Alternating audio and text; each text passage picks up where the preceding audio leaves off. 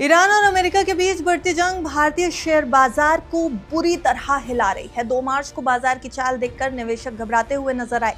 कुछ हद तक पैनिक सेलिंग भी कह दें तो गलत नहीं होगा, क्योंकि बाजार की चाल देखकर कुछ ऐसा ही नजर आता है।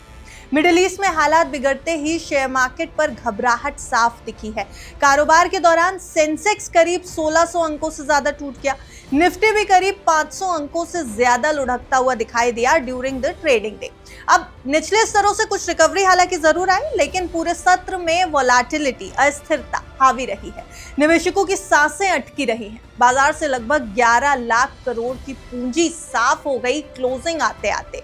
यानी पूरे दिन बाजार में थोड़ा हड़कंप जरूर नजर आया।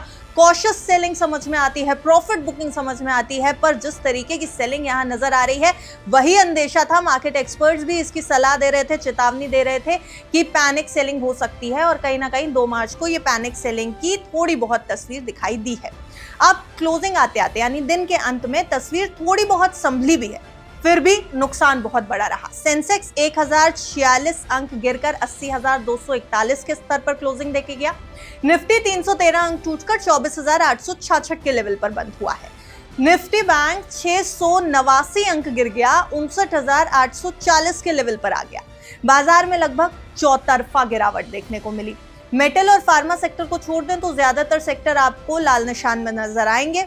बैंकिंग, ऑटो, आईटी और रियलिटी शेयर्स पर सबसे ज्यादा दबाव रहा है। मिड कैप और स्मॉल कैप इंडेक्स की बात करेंगे तो पूरे दिन कमजोरी में कारोबार करते रहे। ये दोनों इंडेक्सेस और गिरावट के साथ क्लोजिंग देकर गए। अब सवाल ये कि आखिर इतनी बड़ी गिरावट के पीछे वजह क्या रही। देखिए, पहला कारण तो हमने वीडियो की शुरुआत में ही डिस्कस किया था, और ये सबसे बड़ा कारण है मिडिल ईस्ट में बढ़ता युद्ध। इजराइल और अमेरिका की ओर से ईरान पर हवाई हमलों के बाद हालात और ज्यादा तनावपूर्ण हो गए हैं। इस टकराव का सीधा असर क्रूड ऑयल यानी कच्चे तेल की कीमतों पर पड़ा।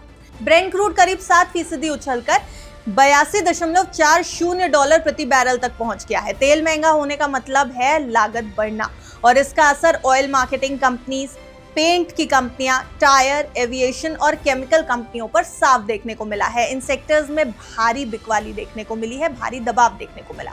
अब आइए दूसरे कारण पर। यह था रुपए का कमजोर होना और बॉन्ड यील्ड में उछाल होना। अब युद्ध की आशंका के बीच भारतीय रुपया डॉलर के मुकाबले काफी फिसल गया है। सिर्फ भारत ही नहीं, दूसरे एशियाई करेंसीज भी लगभग 0.2% से 0.6% तक कमजोर होती नजर आई है।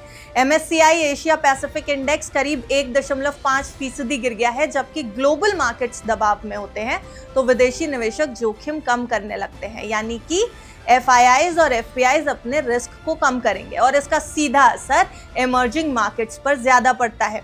इंडिया बीइंग द वन, यानी भारत एक ऑलरेडी है इमर्जिंग मार्केट, और यहाँ पर स्टॉक मार्केट पर असर भी देखने को मिल रहा है। तीसरी बड़ी वजह थी विदेशी निवेशकों की बिकवाली। ऊपर वाले पॉइंट से ही आप रिलेट करिए जो अभी मैंने आपको बताया था। विदेशी संस्थागत निवेशक यानी FIIs ने 27 फरवरी का अगर डेटा देखेंगे तो 7,000 करोड़ से ज्यादा के शेयर बेचे थे। अब DIIs की बात करें तो यहाँ पर खरीदारी जरूर आई है। 12,292 करोड़ रुपए की खरीदारी हुई है, लेकिन FIIs का बेचना बाजार को कुछ हद तक तोड़ के चला गया।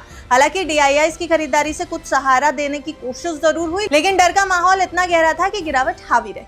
अब आइए चौथे फैक्टर पर, जो कि है इंडिया विक्स, जिसमें आया है तेज उछाल। बाजार की वोलेटिलिटी को मापने वाला ये इंडेक्स 25% से ज्यादा चढ़कर 17.13 पर पहुंचा है।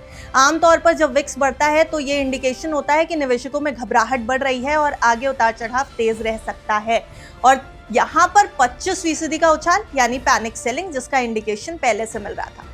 एक्सपर्ट्स का मानना है कि मिडिल ईस्ट में जारी तनाव का असर आने वाले दिनों में बाजार पर बना रह सकता है। सबसे बड़ी चिंता क्रूड ऑयल की कीमत है।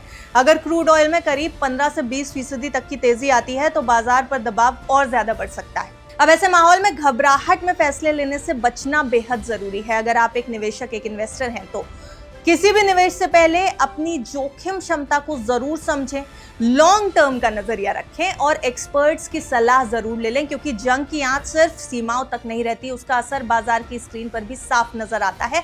और भारतीय बाजार इस समय काफी वॉलेटाइल है। किसी भी निवेश से पहले फाइनेंशियल एडवाइजर की सलाह जरूरी है। देखते रहिए गुड रिटर्न्स।